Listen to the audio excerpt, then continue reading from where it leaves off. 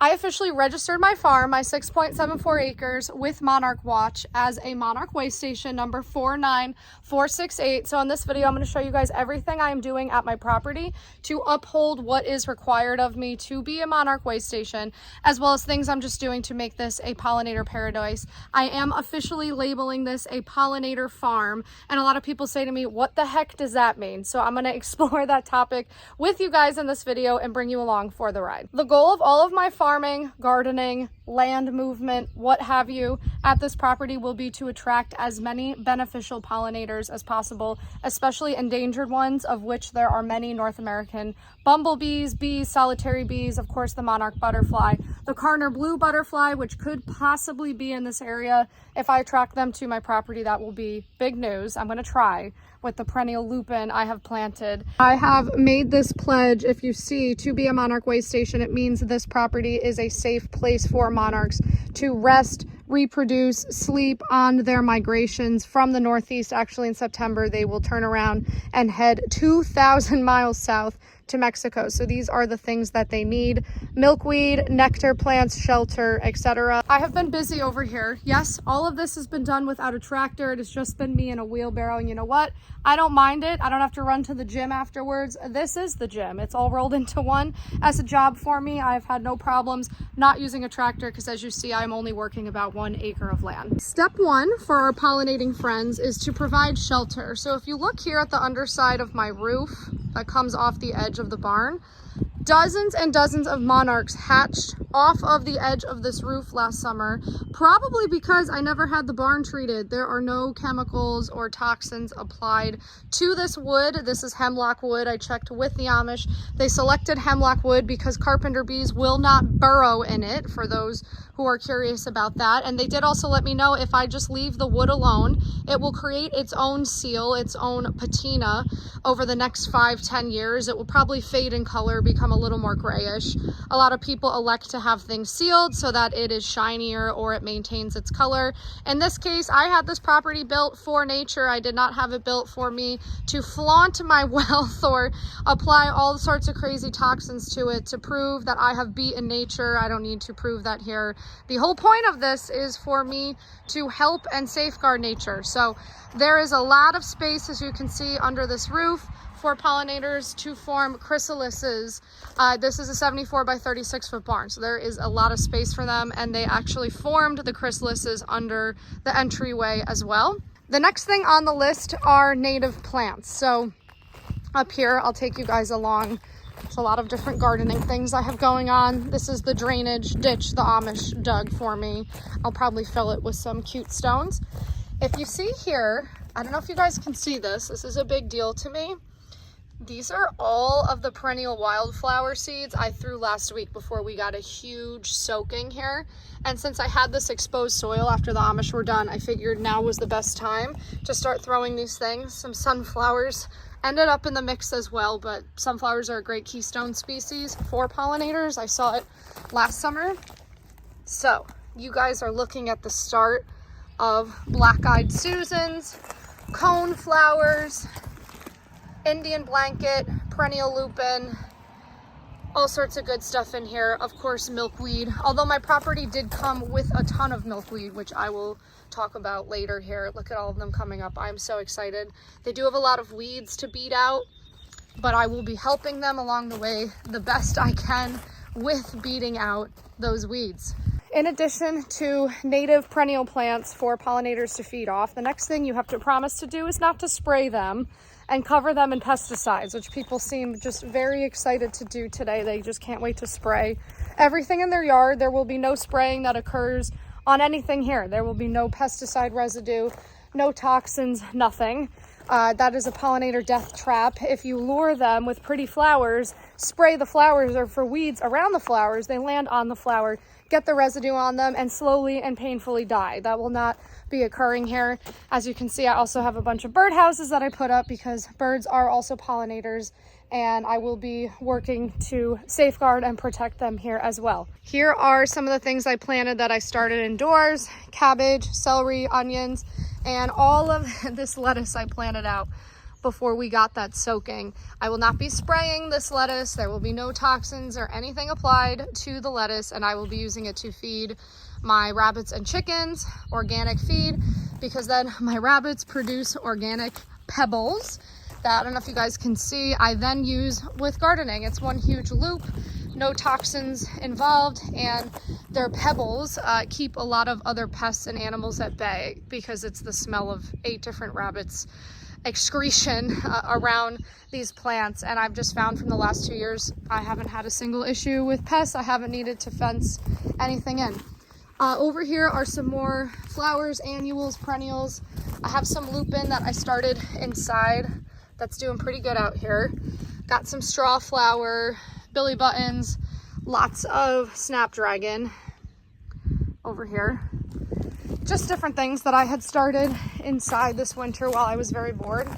I have a few lavender I put out here that are actually starting to take amazingly because the Amish ended up putting sand down near the barn, which I have clay here, but lavender likes sand. So hollyhocks back there, some kale, lettuces, and spinach, black-eyed Susans, mint. I know what mint can do.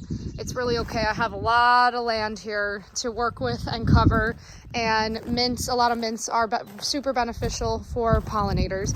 I know I have some invasive species in there. I am not going to devote all of my energy to battling plants this first year. I'm just trying to establish as many beneficial plants, perennials, fruiting bushes. I have a lot of berries coming. That's going to be part of my pledge to feed all the birds.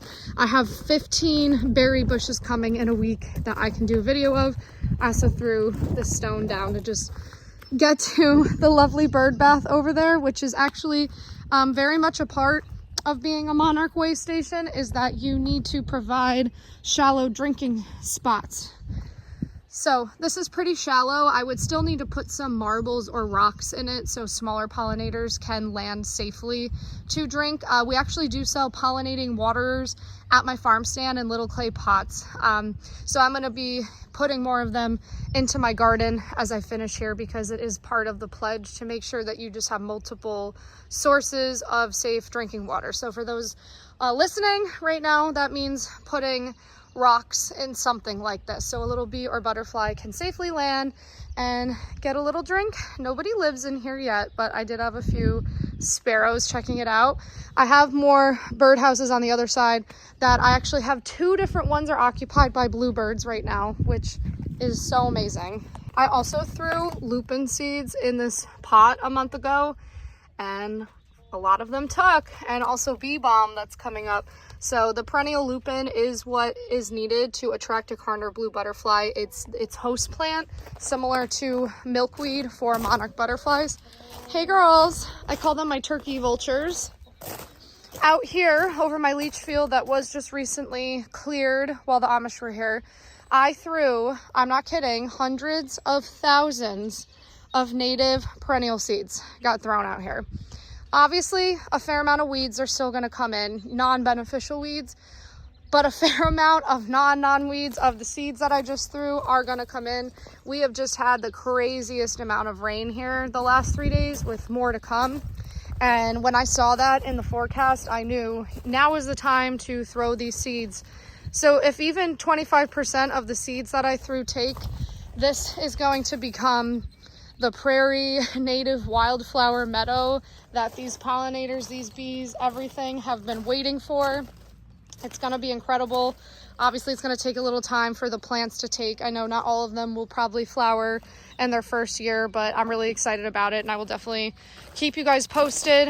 These are seeds I looked up, I researched, that are native, would be naturally occurring in the upstate New York region. So just keep that in mind if you want to do this, whatever your region is, just cross-check.